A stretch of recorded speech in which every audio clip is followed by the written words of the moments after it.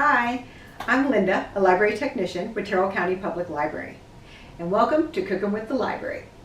So today I thought it would be fun to try and make the rage of the TikTok recipe with the feta cheese and the tomatoes in the oven over bow tie pasta.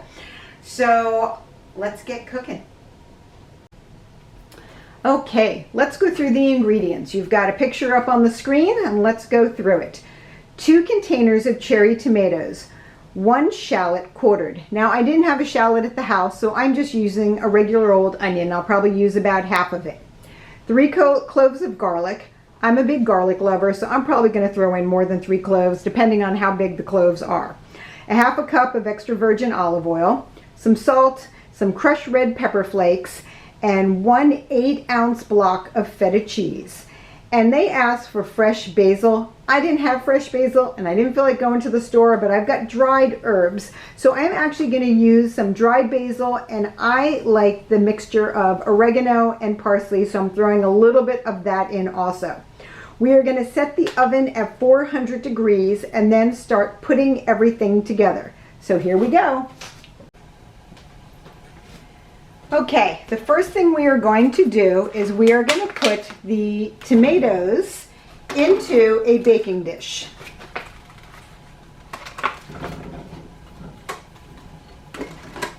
Okay, and then what we are going to do is we are going to put some olive oil.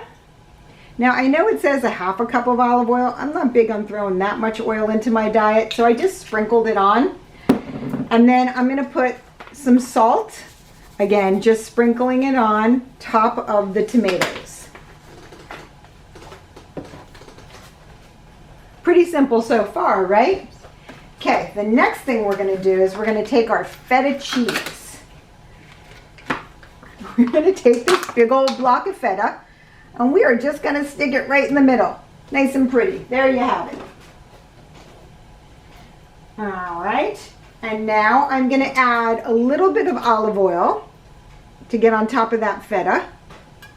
And I'm going to add some salt to it. Even though it is a salty cheese, I still like to add some salt to take out some of the moisture. And being the cook that I am, I'm throwing some pepper in there also. Okay, so that's all together. Now let's throw some crushed red pepper flakes. Now my child does not like things terribly spicy, and either do I, so I'm kind of going light on this. You can determine the heat yourself with how much pepper flakes you want to put in. So now we're going to do the garlic. So it called for 3. I have 4. This is the size, whoops, there goes that one. There goes the size of the ones I'm going to be using, and all I'm going to do is crush them and throw them in there. I'm going to shift this over so you can see how I crush the garlic. Just smash it, nice and easy. Peel off the skin, cut off the end. I want the garlic infused, so I am just quartering it and throwing it in there. So I'm going to do that for each of the cloves.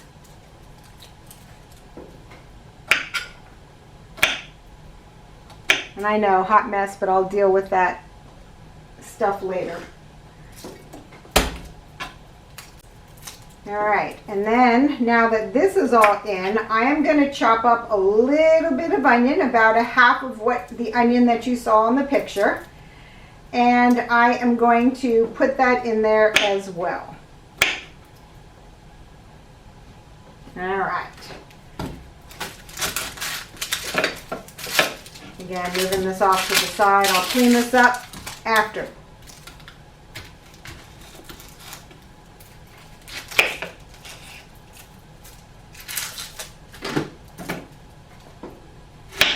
Maybe not a half. Maybe I'll just do a quarter. That looks healthier to me. So, skin's all off.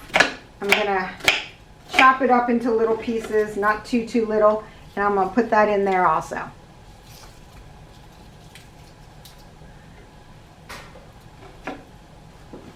All right, see how that looks? Pretty basic Everything's in. Now for good measure, let's just drizzle a little bit more olive oil in there.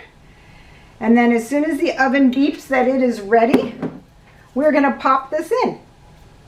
Easy peasy. In the meantime, I have got a pot of water boiling in the back, or starting to boil. And I will add some salt to it and throw the noodles in a little bit. This is gonna bake for 30 minutes. So right about at the 10-minute mark, like 20 minutes, 10 minutes before I pull it out, that is when I will put the noodles into the sauce. I am not gonna put the dried herbs in until the last few minutes, because that's what I want to do. Usually if it's fresh herbs, you want to throw them in at the end. But I'm just gonna throw these in like at the 10-15 minute mark and just give it a whirl and see how it goes. So the oven should be beeping on momentarily, and I will pop it in and I will see you back in a few. Okay, we have about 10 minutes until it's supposedly done. I'm opening up the oven and I'm checking to see. It's starting to brown, but the tomatoes haven't burst yet, so I definitely need a little bit more time. I put in the spices, and about 5 minutes ago. So now it's marinating. I do have the water boiling up on the stove, and I added some salt to it. So I'm gonna pop in the pasta right now.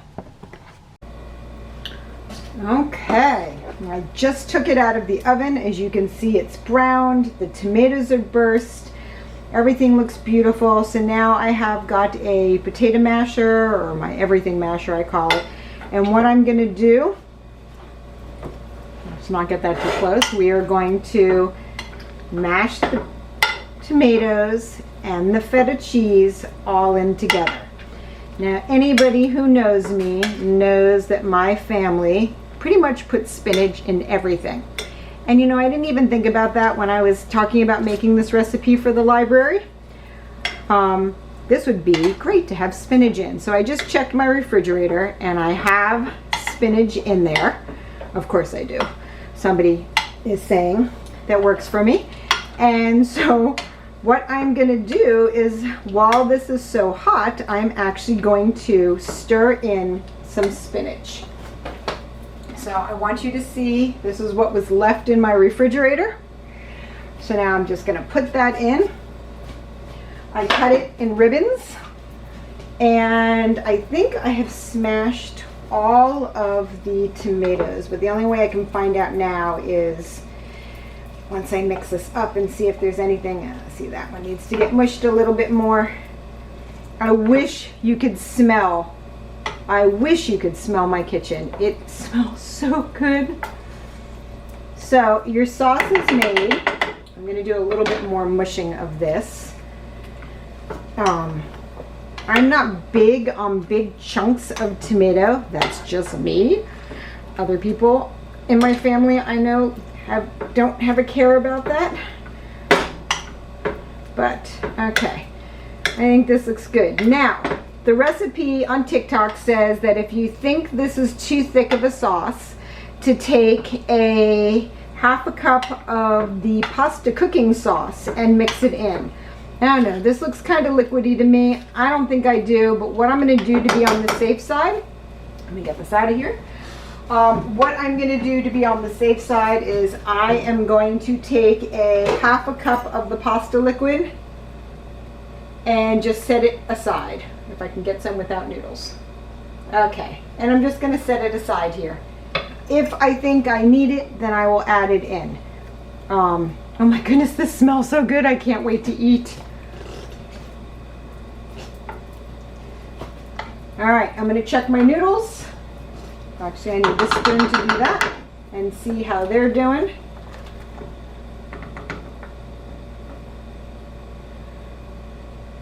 I think they need another minute.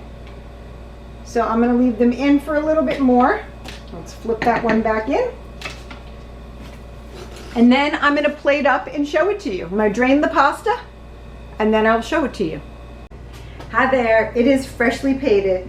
This smells so good. I'm gonna sign off now and go enjoy my dinner.